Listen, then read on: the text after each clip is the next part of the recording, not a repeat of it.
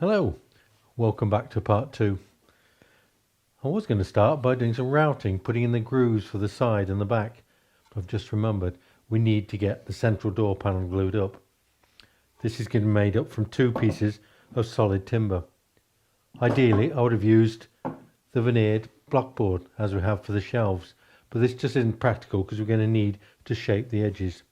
So we're going to have to live with solid timber, leave plenty of room for movement and hope everything's okay.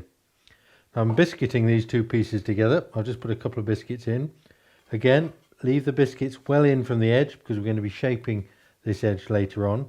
I'm just going to PVA glue these together, put them in the clamps, and then they can be drying while we get on with the rest of the build.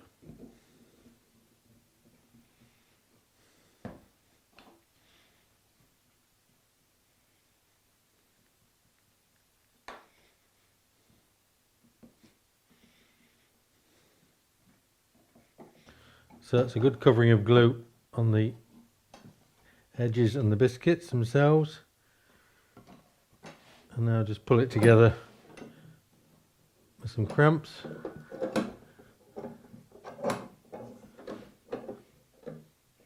Don't overdo the pressure with the cramps, otherwise you'll bow it. And then I can just put that aside to dry and get on with the routing.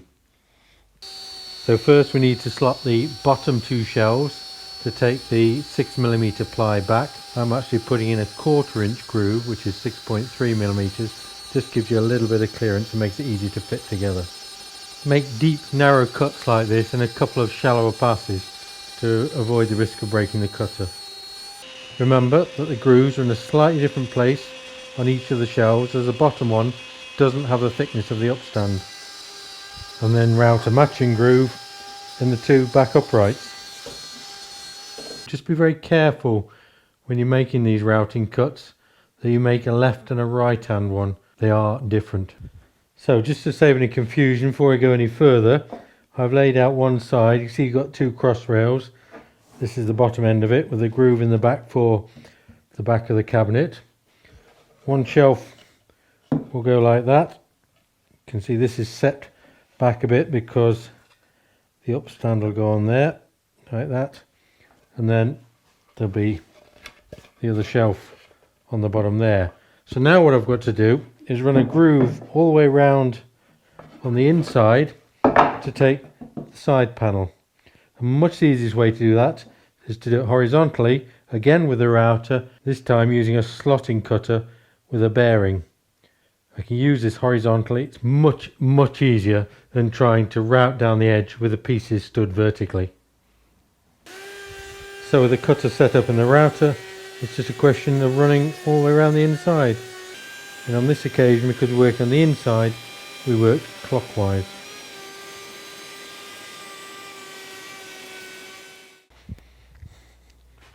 So that's one side finished with a groove all the way around the panel. You see there's a little bit of ragging along the edges, but that'll soon sand off just before we put the panel in.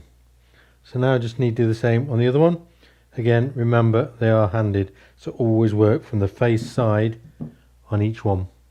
For the 2 side panels on the back, I'm using 6mm oak face ply, and again this comes in big 8x4 sheets.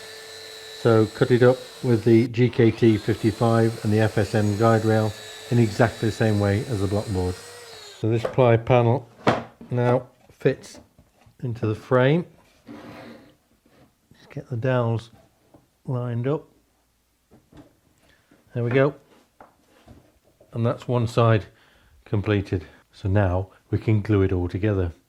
But as with any glue up job, when you've got quite a few different components, you're going to have to work quite quickly. So get everything ready before you start. So I've got my glue, a glue brush, plenty of dowels, plenty of cramps, and of course a decent square, because we must make sure when we pull it all together it stays perfectly square. I think it's easier to do it like this with the frame on its side. Just a few little dabs of glue around the panel to hold it in place. If this was a solid timber panel, we wouldn't glue it, leave it loose to allow for shrinkage. But there should be no problem with the ply. Make sure you get the good side facing the way we want, which which is obviously outwards. Now put the other dowels in that we're missing. And then just drop the top rail in place. That's where it starts to get a little bit more tricky, getting all the dowels lined up.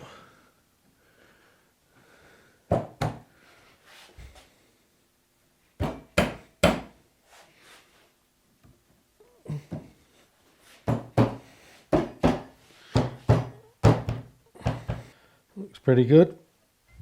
And when it's all pulled up, just do check it for squareness. That actually looks spot on. Yeah, that's fine, that'll do us nicely. So now put the rest of the cramps on and then repeat for the other side. Right, there's the last one. Just when I was beginning to run out of cramps, just check it's all okay. Yeah, that doesn't look too bad. Just have to be careful as you pull up these cramps, it doesn't pull it out of square. That looks fine. Just one minor panic along the way when I realised I'd put one of these cross rails in upside down. Anyway, I've sorted that now. So just put these two aside, wait for them to dry, and meanwhile I'll get on sticking the upstands onto the back of the shelves. So for this job again, brush in plenty of glue, particularly in the biscuit slots. And there's 2 biscuits in each.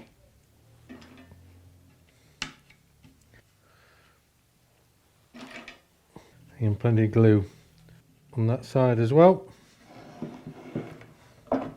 So here's the upstand. Make sure I put it on the right way round.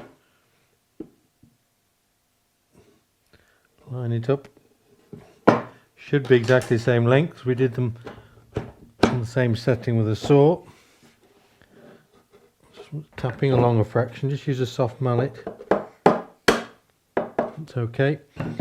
And now you can put some cramps on these as well if you've got any left.